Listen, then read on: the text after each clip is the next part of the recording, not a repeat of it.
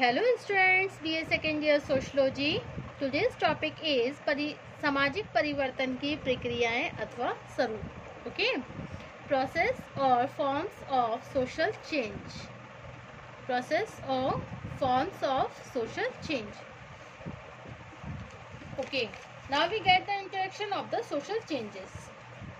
सामाजिक परिवर्तन की प्रकृति से यह स्पष्ट हो जाता है कि विभिन्न समाजों में सामाजिक परिवर्तन का कोई निश्चित स्वरूप नहीं होता. इस दृष्टिकोण से विद्वानों ने सामाजिक परिवर्तन के 5 प्रमुख स्वरूपों का उल्लेख किया है, जिन्हें हम क्रमशः उद्विकास, प्रगति, विकास, क्रांति तथा अनुकूलन कहते हैं. ओके, तो सामाजिक परिवर्तन की प्रकृति से यह स्पष्ट होता है. सामाजिक परिवर्तन की प्रकृति से क्या स्पष्ट होता है कि विभिन्न समाजों में देखो सामाजिक परिवर्तन का कोई निश्चित स्वरूप नहीं होता है. ओके, देखिए सामाजिक परिवर्तन, ये जो सोशल चेंजेस होते हैं is increasing day by day. ठीक है, is have to be changes and it have to be change in everyone. Okay, सामाजिक परिवर्तन की प्रकृति से ये स्पष्ट होता है कि विभिन्न समाजों में सामाजिक परिवर्तन का कोई निश्चित स्वरूप नहीं होता है. इस दृष्टिकोण से विद्वानों ने सामाजिक परिवर्तन के 5 प्रमुख साधनों को स्वरूपों को उल्लेख किया है. मतलब इस दृष्टिकोण से विद्वानों ने सामाजिक परिवर्तन के 5 प्रमुख स्वरूपों का उल्लेख किया है, जिन्हें हम क्रमशः उद्विकास, प्रगति, विकास, क्रांति तथा अनुकूलन कहते हैं. ओके, अब नेक्स्ट क्या है, इनके सामाजिक परिवर्तन की प्रक्रियाओं के बारे में. फर्स्ट है आपका उद्विकास, जिसे बोलते हैं इंग्लिश में इवोल्यूशन. क्या बोलते हैं? इवोल्यूशन. देखिए, what is evolution? According to Spencer ने सामाजिक परिवर्तन की प्रकृति को स्पष्ट करने का प्रयत्न किया है. उद्विकास वे परिवर्तन है जो किसी वस्तु के आंतरिक तत्वों के कारण एक क्रमिक प्रक्रिया के द्वारा उस वस्तु का रूप बदल देते हैं. देखिए, सामाजिक परिवर्तन की प्रकृति को स्पष्ट करने का प्रयत्न किया है. और उद्विकास कौन से परिवर्तन है? ये वो परिवर्तन है जो किसी वस्तु के आंतरिक तत्वों के कारण एक क्रमिक प्रक्रिया के द्वारा उस वस्तु का रूप ही बदल देते हैं. इस प्रकार ऐसे परिवर्तन की एक निश्चित दिशा की ओर अवश्य होते हैं. लेकिन यह नहीं कहा जा सकता कि वह समाज के लिए अच्छे होंगे या फिर बुरे. ऐसे परिवर्तन आरंभ में बहुत अनिश्चित प्रकृति के होते हैं, लेकिन धीरे धीरे उनका रूप स्पष्ट होने लगता है. साथ ही यह परिवर्तन आरंभ में समान प्रकृति के दिखाई देते हैं, लेकिन धीरे धीरे इनके फलस्वरूप समाज में एक स्पष्ट भिन्नता दिखाई देने लगती है. उदाहरण के लिए, आरंभ में विवाह जैसी कोई संस्था विद्यमान नहीं थी. तभी स्त्री पुरुषों के संबंध उन्मुख थे. दूसरे स्तर पर ये कह सकते हैं कि एक स्त्री ने अनेक पुरुषों से विवाह संबंध स्थापित करके परिवार की स्थापना करना भी शुरू किया. समाज में पुरुषों की सामाजिक शक्ति अधिक हो जाने से बहुपत्नी विवाह का आरंभ हुआ, जबकि बाद में नैतिक नियमों का प्रभाव बढ़ने से एक विवाह को प्राधान्यता दी जाने लगी. और यह विवाह संस्था में होने वाला क्रमिक परिवर्तन है, जिसे हम इवोल्यूशन कहते हैं, जिसे हम उद्विकास कहते हैं. सेकंड है आपका प्रगति, मतलब प्रोग्रेस. देखिए, प्रगति सामाजिक परिवर्तन का वह रूप है जो समाज द्वारा मान्यता प्राप्त लक्ष्यों की दिशा में होता है. प्रगति क्या है?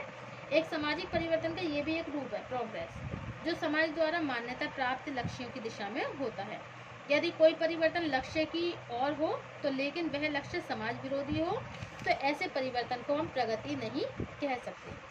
ऑगवन तथा निम्फाक ने कहा कि प्रगति का तात्पर्य अच्छाई की ओर होने वाले उस परिवर्तन से है जो कि सामाजिक मूल्यों के अनुसार होता है. प्रगति का तात्पर्य क्या होता है? प्रगति का तात्पर्य होता है अच्छाई की ओर होने वाले उस परिवर्तन से है जो सामाजिक मूल्यों के अनुसार होता है. तो ये क्या हो गया आपका? फर्स्ट हो गया आपका उद्विकास, इवोल्यूशन, और सेकंड हो गया आपका प्रगति, प्रोग्रेस. थर्ड है आपका विकास, मतलब डेवलपमेंट. Okay, development. देखिए, साधारणतया प्रगति और विकास शब्दों का प्रयोग समान अर्थ में ही किया जाता है. लेकिन विकास के रूप में होने वाला परिवर्तन प्रगति से कुछ भिन्न होता है। विकास परिवर्तन का वह रूप है जिसमें मनुष्य प्राकृतिक और प्रौद्योगिक शक्तियों पर अपने अधिकार को बढ़ाकर प्राकृतिक पर्यावरण पर लगातार कम निर्भर होता जाता है। यह परिवर्तन का ही वह रूप है जो आर्थिक वृद्धि के द्वारा प्रभावपूर्ण बनता है। ओके, नेक्स्ट पॉइंट क्या है आपका? क्रांति, रिवॉल्यूशन। नेक्स्ट पॉइंट है आपका क्रांति, रिवॉल्यूशन। रिवॉल्यूशन में क्या आएगा आपके? अब है आपका revolution according to Hopper. Revolution मतलब क्रांति।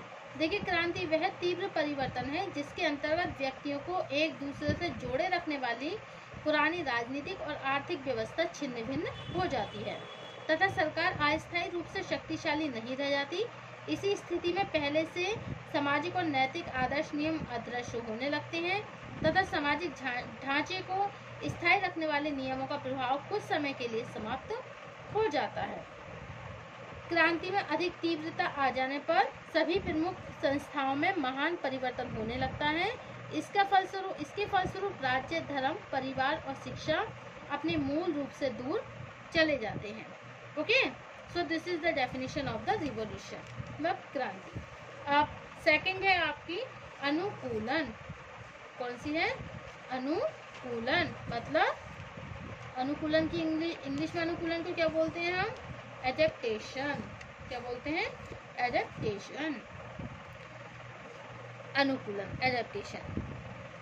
तो परिवर्तन का एक अन्य रूप अनुकूलन की प्रक्रिया के रूप में देखा जा सकता है। अनुकूलन परिवर्तन का वह रूप है जिसमें समाज के अधिकांश व्यक्ति अपने आप को बदलती हुई दशाओं के अनुरूप बनाने का प्रयास करते हैं। यह दशाएं प्राकृतिक भी होती हैं और सामाजिक भी। उदाहरण के लिए, जब हम प्रकृति द्वारा प्रदान की गई शक्तियों का उपयोग करने के लिए अपनी मनोवृत्ति, कार्य और व्यवहारों के ढंगों में कुछ परिवर्तन करते हैं तो इस प्रक्रिया को अनुकूलन कहा जाता है। Okay, so this is the forms of social changes. Okay, उत्विकास, प्रगति, विकास, क्रांति, अनुकूलन, evolution, progress, development, revolution and adaption. सो these are the forms of social changes: evolution, progress, development, revolution and adaptation. Okay, now the next topic is सामाजिक परिवर्तन के प्रतिमान, pattern of social change. pattern of social change. First प्रतिमान जो आपका pattern of social changes है, there is the first प्रतिमान। Okay, there is the first प्रतिमान, सेकंड प्रतिमान और थर्ड प्रतिमान। First pattern, second pattern and third pattern of social change. Okay, सामाजिक परिवर्तन के प्रतिमान कौन से हैं? First pattern of social change, second pattern of social change, third pattern of social change. इसमें क्या होता है? फर्स्ट पैटर्न में परिवर्तन का वह प्रतिमान है जो प्रगति अथवा विकास के रूप में होने वाले परिवर्तनों को स्पष्ट करता है। और सेकंड प्रतिमान में क्या आता है? सेकंड प्रतिमान में होता है कि परिवर्तन का दूसरा प्रतिमान वो है जिसकी दिशा आरंभ से कुछ समय तक ऊपर की ओर उठती हुई दिखाई देती है लेकिन बाद में नीचे आ जाती है। मतलब सेकंड जो पैटर्न है सोशल चेंज का, उसमें क्या होता है?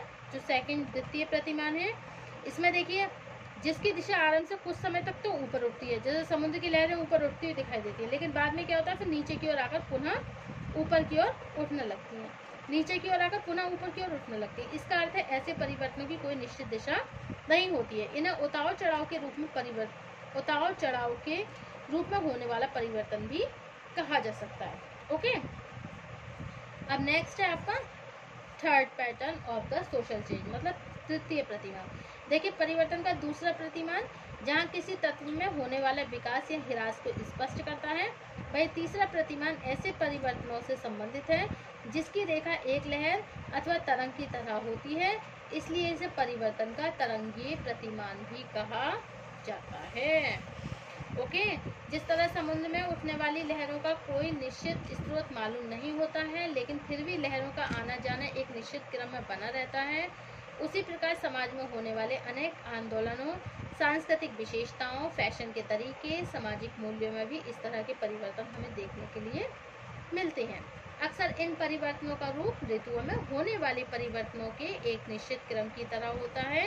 इसी कारण कुछ विद्वान परिवर्तन के इस प्रतिमान को चक्रीय मतलब